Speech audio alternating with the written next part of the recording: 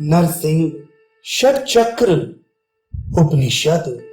एक बार देवताओं ने सत्यलोक में पहुंचकर प्रजापति ब्रह्मा जी से कहा, आप हमें नारसिंह चक्र का उपदेश प्रदान करने की कृपा करें।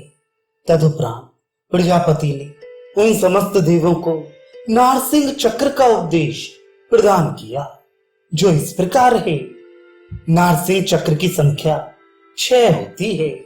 प्रथम चक्र 4 अर वाला, द्वितीय भी 4 अर वाला, तृतीय 8 अर वाला, चतुर्थ 5 अर वाला, पंचम भी 5 अर वाला तथा छठवां 8 अर वाला है।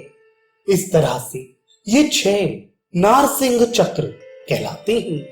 देवों के द्वारा ये पूछने पर कि उनके क्या क्या नाम हैं, ये सुनकर प्रजापति ने कहा कि प्रथम आचक्र, दूसरा सुचक्र, तीसरा महाचक्र, चौथा सकल लोक रक्षण चक्र, पांचवा द्युत चक्र एवं छठवां असुरांतक चक्र के नाम से प्रख्यात है। यही 6 नारसिंह चक्रों के नाम हैं। तदनंतर देवों द्वारा ये पूछे जाने पर कि उसके 3 वलय कौन कौन से होते हैं, प्रजापति ने बताया कि प्रथम आंतर, द्वितीय मध्यम और तृतीय बाह्य है। यही 3 वलय कहलाते हैं। इनमें से जो मध्यम बीज है वह नारसिंह गायत्री और जो बाह्य है वही मंत्र है। आंतर वलय कितनी है? देवों द्वारा ये पूछे जाने पर प्रजापति ब्रह्मा जी ने कहा कि आंतर वलयों की संख्या 6 है। नारसिंहम पहले का है, महालक्ष्मी दूसरे का, सारस्वत तीसरे का है। जिन लोगों का जो इष्ट देव हो वह चौथे का है, ओमकार 5वें का और क्रोध दैवत 6ठे का नाम है। अतः ये 6 नारसिंह चक्रों के 6 आंतर वलय हैं। देवों ने जब ये पूछा कि मध्यम वलयों की संख्या कितनी है, तो प्रजापति जी ने उत्तर दिया कि मध्यम वलयों की संख्या भी 6 ही है। नारसिंहाय प्रथम का है, विद्महे दूसरे का, वज्रनखाय तीसरे का है, धीमहि चौथे का, तन्हा 5वें का, सिंहा प्रचोदया 6ठे का नाम है। अतः ये 6 नारसिंह चक्रों के 6 मध्यम वलय होते हैं। देवों ने पुनः पूछा कि बाह्य वलय कितने और कौन है? इसका उत्तर देते हुए प्रजापति ने कहा कि बाह्य वलय भी 6 होते हैं। जो आचक्र एवं आत्मा है वह पहले का है, जो सुचक्र तथा प्रियात्मा है वह दूसरे का है, जो महाचक्र एवं ज्योतिरात्मा है वह तीसरे का है, जो संपूर्ण लोकों का रक्षण चक्र एवं मायात्मा है वह चौथे का है, जो आचक्र एवं योगात्मा है वह 5वें का है, जो असुरांतक चक्र एवं सत्यात्मा है वह 6ठे का नाम है। अतः यही 6 नारसिंह चक्रों के 6 बाह्य वलय हैं।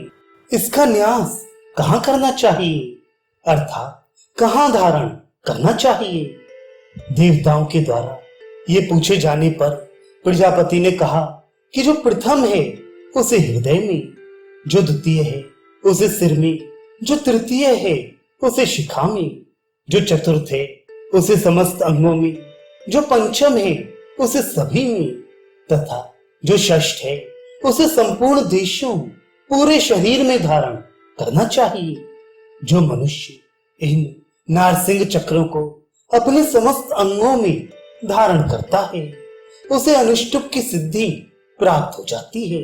उस पर भगवान नरसिंह प्रसन्न होते हैं, उसे कैवल्य की प्राप्ति हो जाती है, उसके समस्त लोक सिद्ध हो जाते हैं, वह समस्त लोकों को प्राप्त कर लेता है, उसे सभी लोग समस्त परिजन सिद्ध हो जाते हैं, अर्थात उसके अनुयायी वशानवर्ती हो जाते हैं।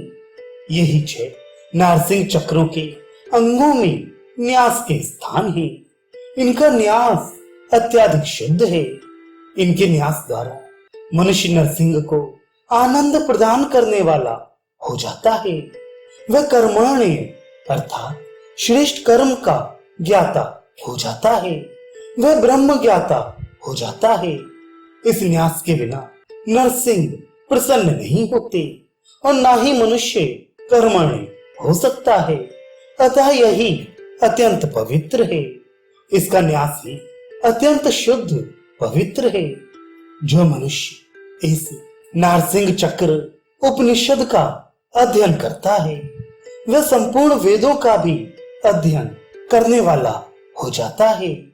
वह समस्त यज्ञों का कर्ता समझा जाता है अर्थात वह सभी यज्ञ कर लेने वाला माना जाता है। उसने समस्त तीर्थों में स्नान भी कर लिया है ऐसा जानना चाहिए। उसे सभी मंत्रों की सिद्धियां भी मिल जाती हैं। वह पूर्णतया शुद्ध हो जाता है। वह सबकी रक्षा करने में समर्थ होता है। वह भूत, पिशाच, शाकनी, प्रेत एवं वतांक आदि भय प्रदान करने वाली योनियों का नाश करने वाला भी होता है अर्थात उसके पास ये सभी अनिष्टकारक तत्व फटक नहीं सकते। वह निर्भय हो जाता है। इस नारसिंह चक्र का उपदेश श्रद्धाहीन के समक्ष किसी भी स्थिति में नहीं करना चाहिए।